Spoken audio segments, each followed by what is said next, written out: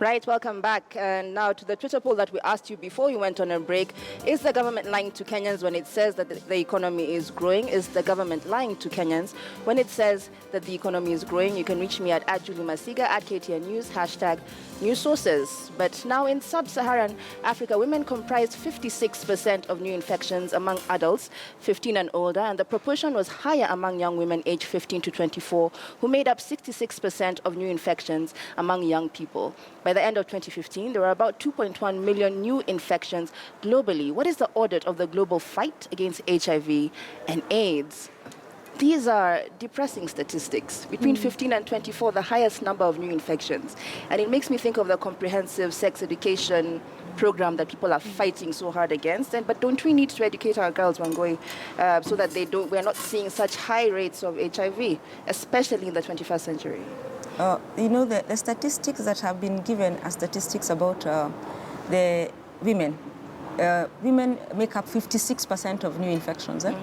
And we are being told girls between 15 and 24 are amongst the highest, have amongst the highest rate of infection, right about 66%. It tells us several things. One, we need to speak with our community members about behavior change. You remember when we were growing up, we did ABC. Yeah. You remember that there was a very strong campaign by the government, Pamoja Tuangamiza Ukimwi. I think many governments around the world have relaxed on HIV/AIDS. I think if you consider the way governments reacted, for instance, to Ebola, and consider the amount of money they threw at Ebola and consider that against what is being done in HIV/AIDS, I think we should now start, remember, we have not won the war yet. We need to educate more. If you hear about 15 and 24 being the most infected, these are people who are entering for the first time that kind of relationship. So there's always going to be that chance. But it might also mean that our girls are a bit vulnerable, that perhaps people are getting them into compromising situations when they are not able to voice out the no. But I can tell you for a fact that most offices used to have an AIDS box where they used to have condoms. If you go to many offices, very rarely will you ever find that thing stocked. So I think it is time the governments of the world, not just Kenya, for instance, because this is global. These are global statistics. It is time the government started remembering where we were. Actually, it was sub-Saharan Africa statistics. And we've dropped the ball in terms of creating awareness. Yeah. It's almost become normal. Maybe because we focused so much on ARVs that AIDS stopped being a threat to life as it was before, and people have sort of relaxed about it. But we need to do more in terms of creating awareness. True. It's not over yet. Faith, do you think we need to do more? Exactly, I totally agree. I mean, in Kenya alone, for instance, and it's those figures from sub-Saharan Africa speak to what is happening in Kenya. We get about 100, according to the National AIDS Council, we get about 100 new infections, and it's still within the age bracket of 15 to 24. So I think we are moving away from, basic knowledge, like, the way we educate students in school, young girls are, for instance, are going to get information from social media, from the online platforms. And parenting is no longer, you don't hear parents, talking about HIV, right. As it were in the past. Well, the buzzer didn't go off. It went off in my head. So moving on to the next topic, carrying this conversation forward to corruption in Kilifi County. Kilifi County is the focus of KTN's 47 days of accountability. The Auditor General in his report raises some serious questions about the overall expenditure in that county. The red flags for the county started with it not having internal auditing committees. It is not difficult to see how monies have vanished under these circumstances. But though the Auditor General is questioning mileage and domestic travel amounting to about 20 million shillings, there is no proper documentation. The county has also accumulated massive pending bills amounting to 45 million, yet they have had the capacity to clear them. Right, girls. So this is going to bring us back to IFMIS, right? Yes. At the county level, because maybe not. The initial 51 million, which was alleged to have been lost or misdirected in Kilifi, the governor blamed it on IFMIS. And then a further 308 million turned up. A further 34 million also was questioned.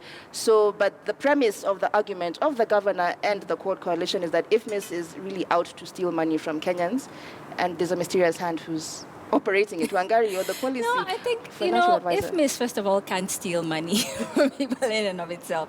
It's really what I had said in a previous time time when we were here, it's really the people that use the system. And if you're not keeping the integrity or making sure the system is used within integrity, then you can really corrupt almost any system in the world. If I give you my password to my Gmail and you send something to half my friends, then that's the accountability that I hold in terms of keeping the information secure.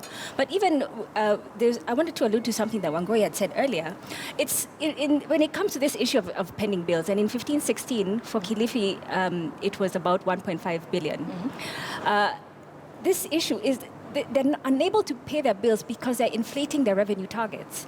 They're saying, this is the budget that we have. And in order to meet that budget, in order for that budget to be approved, they have to give the matching revenues. That's money coming into the account? Money coming to the account. Okay. So the revenues they get is from the equitable share, and also monies that they will raise on their own. But they inflate this, they overestimate the money that they will raise on their own so that their budget can be approved. And then now they are not able to pay the bills because none of the counties I know have been able to reach the revenue target. So this is also a big financial issue. So is that to say that money is not being lost? Yeah, money is certainly. Money is being lost because for Kilifi, for instance, let me just talk about the mileage allowances, for example. I will take, it was about 12.6 million. And according to SRC, they have, if you're going to apply, if you're applying for mileage, it's about 109 shillings per kilometer. These MCAs, went on a spending spree and were applying mileage, even for visits or whatever they were doing for a day. Ideally you should be applying mileage if you're going for a trip that is maybe more than a day or at least over 45 kilometers. So let's not lose track, from the fact that surely corruption is happening in this country and it's so real. Well, this is a conversation that we shall continue to have, obviously, because we can't get to the bottom of it in an hour.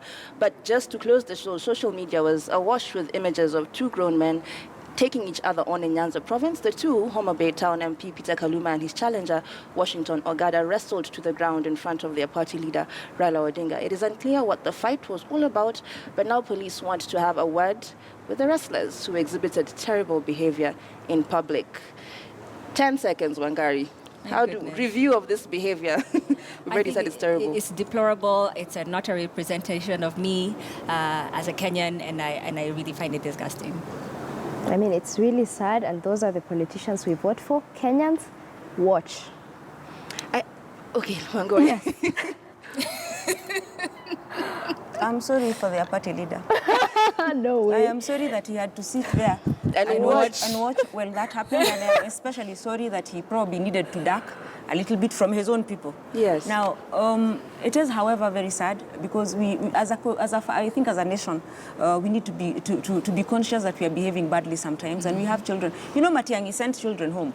So they are watching TV, and the last thing you really want is for them to watch people that you would normally expect to be their role model, and to have to explain that. Because I spend the day with my child explaining to her it is not okay to hit another person. Yeah. And there you have grown men, and she's probably watching a news clip about our leaders, and they're rolling around in the ground. But that's very sad. It's true, but isn't it the same thing? These people are physically fighting. On the other hand, people are looting the country on a daily basis. And are we not worried that our children would think that you grow up and become a thief?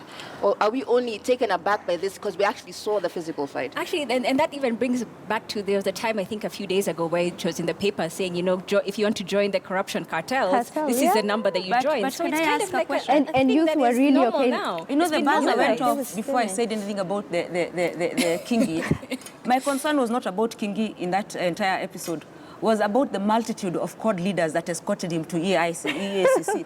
Because I want to understand what exactly their stance is on corruption. Is it okay if it is being done by an ODM person and not okay if it's a jubilant? Or is it just wrong? We're going to have to end there, either quoted or jubilated. It's not a party thing, it's across the board. But then we asked you escort him to It's ACC in a such Kenyan mass. thing. It's about affairs. Sorry, ladies, we shall continue this conversation next week, same time, same place. But we asked you, is the government lying to Kenyans when it says that the economy is growing? 71% of you say yes, the government is lying.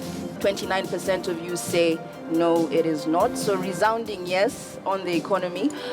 Thank you so much for joining us. It's been a vibrant conversation tonight, ladies. Next week, I hope we can do this all again. Thank you for watching News Sources. I am Julie Masiga.